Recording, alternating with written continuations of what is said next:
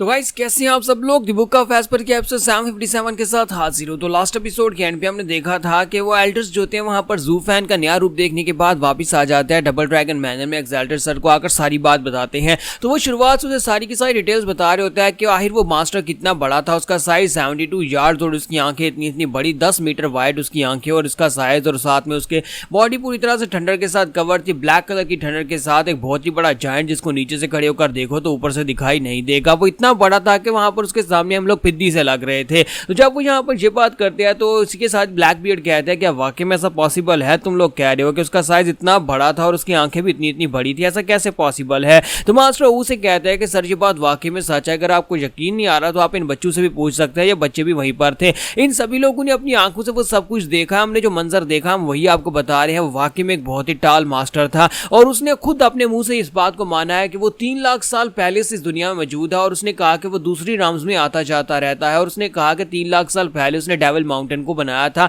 और devil mountain के ऊपर सैकुलेशन में अपने डिसाइपल्स को ट्रेनिंग देता है, जहां पर वो पूरी दुनियाओं से, आसपास की दुनियाओं से भी डिसाइपल्स ढूंढ कर लाता है और उन डिसाइपल्स को वहां पर ट्रेनिंग दे रहा है। हम सभी लोगों ने अपनी आंखों से देखा। और जब हम लोग वहां पर पहुंचे तो हमने देखा कि इसने यहाँ पर डीमन पर्जिंग सेक्टर के ऊपर एक बॉम्ब गिराया, जो भी अपनी फायर के साथ शायद उसने अपनी उंगली को फ्लिक किया, लेकिन वहां पर इतना बड़ा धमाका हुआ कि डीमन पर्जिंग सेक्टर का नामो निशान मिट गया। हमने वहां पर आग की लपटें देखी। एक आग की बहुत ही बड़ी दीवार थी। आग के अंदर हर एक चीज झुलसकर वहीं पर जलकर खाक हो गई। यानी कि उनका डीमन पर्जिंग सेक्टर का कोई एक इंसान भी जिंदा नहीं बचा। उनकी सोच भी डिस्ट्रॉय हो गई। जेनेसिस स्टेज के सभी मास्टर्स भी मर गए। हमने ये सब कुछ अपनी आंखों से देखा है और हम लोग यहाँ पर कोई भी झूठ नहीं बोल रहे। तो ब्लैक बियर्ड उसकी बात सुनने के बाद सोच रहे होते हैं कि जिस तरह से ये हमारे सामने बात कर रहे हैं, इनकी बातें सुनने के बाद लगता तो नहीं है कि ये झूठ बोल रहे होंगे, क्योंकि इनके एक्सप्रेशंस, इनके फेशियल एक्सप्रेशंस और साथ में इनकी सिंसियरिटी और साथ में बच्चों को देखकर तो ऐसे ही लगता है कि इन लोगों ने वाकई में किसी दानव को देख लिया है। और अगर ऐसी बात है, अगर वाकई में यहाँ पर डेविल माउंटेन का कोई दानव है जो कि जू फैन का मास्टर है, और जू फैन के स्किल्स देखने के बाद हमें इस बात के ऊपर कोई शक तो नहीं रहना चाहिए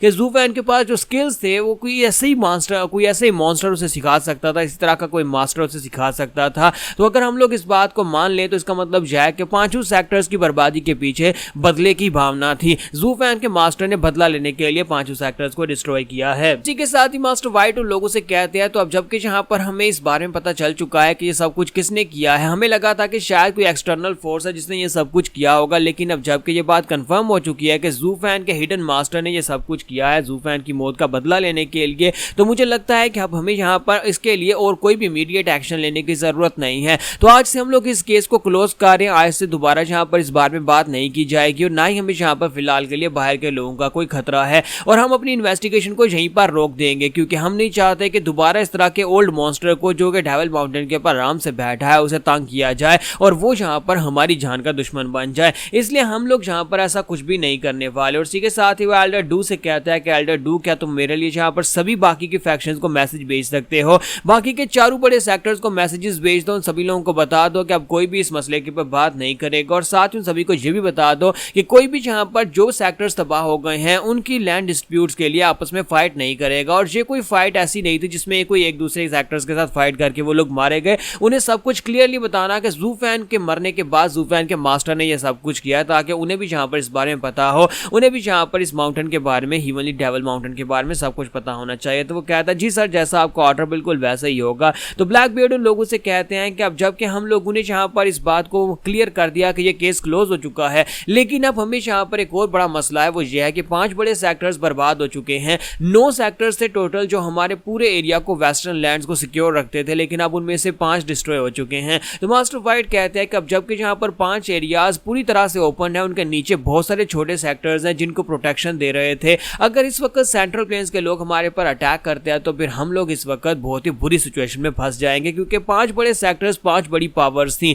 5 बड़ी पावर्स की वजह से सेंट्रल प्लेन्स के लोग हमारी तरफ आंख उठाकर नहीं देख सकते थे, लेकिन अब यहाँ पर वहां पर खाली जगह पैदा हो चुकी है। उस जगह को फिल करना होगा। आखिर उस जगह को फिल कैसे करेंगे जहां पर 5 बड़े सेक्टर्स एक साथ डिस्ट्रॉय हो गए हों? तो मास्टर उन लोगों से कहते हैं कि मैं यहाँ पर एक मशवरा देना चाहूंगा, अगर ऐसी बात है तो क्यों ना हम लोग यहाँ पर उन 5 बड़े सेक्टर्स के एरियाज को अपने बाकी के बचे हुए 4 सेक्टर्स में जम कर दे, यानी कि उन सभी को, टेरिटरीज को आपस में तकसीम कर देते हैं। चारों बड़े सेक्टर्स को उनमें तकसीम करके उनको बांट देते हैं ताकि वो लोग जाकर उन सेक्टर्स को मैनेज करें। तो ये बात सुनते ही व्हाइट मास्टर उनसे कहते हैं कि लगता है कि तुम्हारा दिमाग खराब हो गया है, कम से कम सोच समझ कर तो आइडिया दो। क्या तुम्हें वाकई में लगता है कि ऐसा पॉसिबल है। अगर हम लोग 4 बड़े सेक्टर्स में बाकी ये 5 सेक्टर्स की टेरिटरी को तकसीम कर देते हैं तो वो सेक्टर्स जहां से काफी दूर है, उनका फासला काफी ज्यादा है, तो इसका मतलब यह है कि हम बाकी के 4 सेक्टर्स के लोगों को अपनी अपनी आर्मी को वहां पर भेजना पड़ेगा उन एरियाज की सुरक्षा के लिए और वहां पर नया सेक्टर रीबिल्ड करने के लिए, जिसका मतलब ये होगा कि हमारे 4 सेक्टर्स कमजोर हो जाएंगे।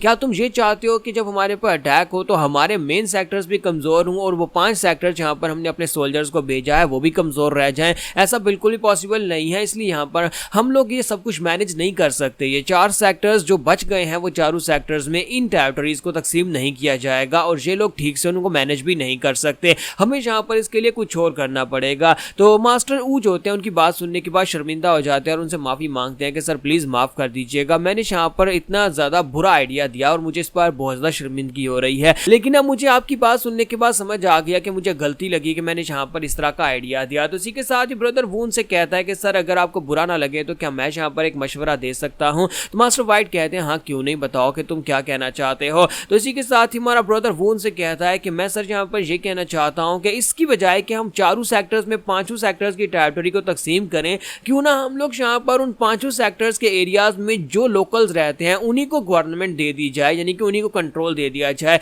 जैसे कि सभी लोग जानते हैं कि वहां पर 5 सेक्टर्स जो डिस्ट्रॉय हुए हैं वो किसी ना किसी छोटे सेक्टर के गार्डियन सेक्टर्स थे। उनके नीचे यहाँ पर जैसे कि टियानजू एम्पायर है वैसे ही उनके नीचे बहुत सारे एम्पायर्स थे और उन एम्पायर्स के अंदर काफी सारे पावरफुल मास्टर्स भी हैं। अगर हम उन्हीं एम्पायर्स को इन 5 सेक्टर्स का इंचार्ज बना देते हैं और उन्हें रिसोर्सेज देते हैं तो मुझे लगता है कि वो लोग बड़ी तेजी के साथ ग्रो कर सकते हैं। तो ब्लैक बीयर्ड उसे कहते हैं कि क्या तुम्हें लगता है कि उन छोटे मोटे सेक्टर्स के पास इतनी अथॉरिटी और पावर होगी कि वो बड़े सेक्टर्स की टेरिटरी को कंट्रोल कर सके? तो ब्रदर वो कहता है कि मुझे सबका तो नहीं पता, लेकिन एक सेक्टर यानी लू अलायंस के बारे में अच्छी तरह से जानता हूं। रिसेंटली हम लोग इन्वेस्टिगेशन के लिए टियानजू में गए थे जहां पर लू अलायंस को हमने देखा। उन लोगों ने आसपास के बहुत सारे सेक्टर्स को अपने साथ जोड़ लिया है। उनके पास बहुत सारे मॉन्स्टर्स जैसे मास्टर्स हैं, एथीरियल स्टेज के एक्सपर्ट्स हैं और कुछ ऐसे मास्टर्स और कुछ तेज दिमाग के लोग हैं जो कि शायद यहां पर हमने कभी देखे ना हो। कुछ ऐसे मास्टर्स हैं जो कि डीमन स्कीमिंग सेक्टर से भागकर वहां पर गए और उन सभी को भी उन लोगों ने वहां पर पनाह दी हुई है। और अगर हम डीमन स्कीमिंग सेक्टर पूरी तरह से उनके कंट्रोल में दे देते हैं तो कम से कम एक सेक्टर तो कवर अप हो ही जाएगा और दूसरी तरफ से क्वान रॉन्ग को बीस्ट टेमिंग सेक्टर का कंट्रोल दिया जा सकता है और ऐसे हम लोग यहाँ पर इनको कवर अप कर सकते हैं। तो ये बात सुनने के बाद ब्लैक बियर्ड कहते हैं कि ये रिस्पॉन्सिबिलिटी बहुत ज़्यादा हैवी होने वाली है, क्या तुम्हें लगता है वो कर पाएंगे? तो ब्रदर वो कहता है जी सर मुझे लगता है कि वो कर लेंगे। तो इसी के साथ ही एल्डर कहते हैं कि तुम बच्चों में से और कौन इस बात से एग्री करता है, तुम में से कौन कौन ये बात मानता है कि टियानजू ये कर सकता है? तो वो सभी बच्चे जो होते हैं वहां पर कहते हैं कि हम सभी लोग इस बात को मानते हैं कि टियानजू और लू एम्पायर के जो लोग हैं वो लोग ये कर सकते हैं। वो लोग बीस्ट टेमिंग सेक्टर या फिर डीमन स्कीमिंग सेक्टर को पूरी तरह से कंट्रोल करने के लायक हैं। तो ब्लैक बियर्ड सोच रहे होता है कि आयश बच्चों को हो क्या गया है, एक लो लेवल का एम्पायर जहां के सेक्टर के लोग भी बहुत ज्यादा कमजोर हैं, उनके बारे में ये इतनी तारीफें क्यों कर रहा है कि वो लोग एक सेक्टर को कंट्रोल कर सकते हैं।